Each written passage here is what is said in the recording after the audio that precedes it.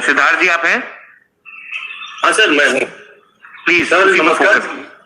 Sir, rail जो RRB का NTPC का एग्जाम हो रहा था, वो कोरोना की जो दूसरी लहर हुई उससे जो है कहीं ना कहीं प्रभावित है। तो ये क्या स्टेटस है, कब तक इसको यानी पूरा कर लिया जाएगा?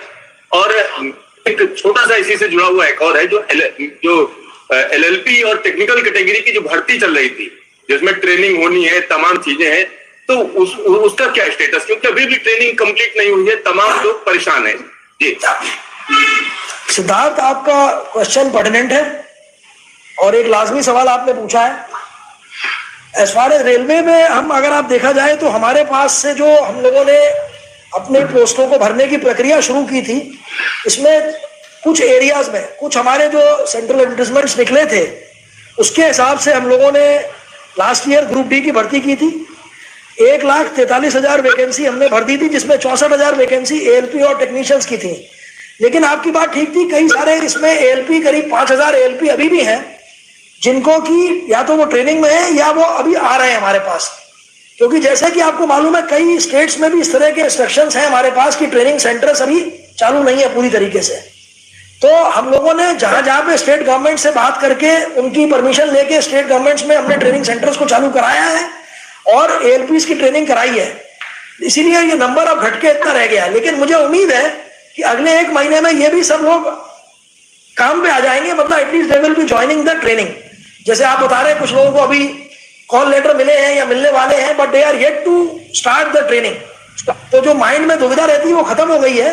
दे will most likely be joining training within a month और a month and a half, depending on जिस जगह पे स्टेट गवर्नमेंट्स की हम लोगों के ऊपर खास तौर से उन्होंने कह रखा है कि ट्रेनिंग को अभी आप ना शुरू करें।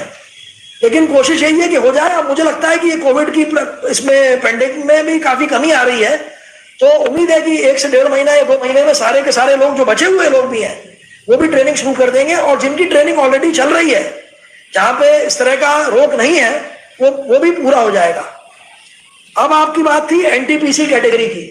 एनटीपीसी कैटेगरी की नोटिफिकेशन जो हम लोगों ने निकाली थी, इसमें करीब 1 करोड़ से ज्यादा लोगों ने अप्लाई किया था। और एनटीपीसी कैटेगरी में हमारे पास जो वैकेंसीज थी, करीब ये मेरे हिसाब से करीब इसमें वैकेंसीज जो थी वो 36,000 थी। इसमें करीब जो 1 करोड़ से भी ज्यादा लोगों ने अप्लाई किया था, उसमें करीब मैं कहता हूं 1 करोड़ के ही करीब लोगों ने एग्जाम अपीयर हो चुके हैं 7 फेजेस में। लास्ट का जो फेज था, ये मई और जून वाला, ये अफेक्ट हो गया बिकॉज ऑफ द कोविड। जैसे कि आपको मालूम है, एग्जाम आप कॉमन लेते हैं जगह जगह पे, एक ही टाइम पे, एक ही दिन में, तो वो संभव नहीं है। क्योंकि जैसे आपने सुना होगा, अभी सीबीएसई का एग्जाम है या बाकी जगह एग्जाम सब रुके हुए हैं।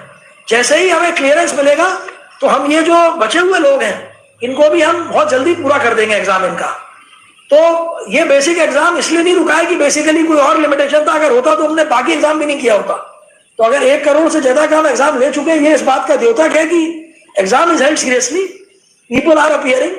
और मुझे उम्मीद है कि ये जैसे ही ये पेंडेमिक का मामला खत्म होगा, क्योंकि हर एक गवर्नमेंट का अपना अलग अलग है, ये जो आप जो करवा रहे हैं, ये इसका नोडल आरआरबी चेन्नई है जो इसको दिया गया है काम। तो वो सबसे पहले बात करते हैं आरआरबी से, स्टेट गवर्नमेंट से, कि कहाँ पे जहां हमारे सेंटर्स हैं वहां पे क्या व्यक्ति आ पाएंगे। हमारे पास इसके अलावा बहुत सारे रिक्वेस्ट कैंडिडेट के भी आते हैं आरआरबी में कि अभी हम किसी भी पोजीशन में नहीं है आने के लिए।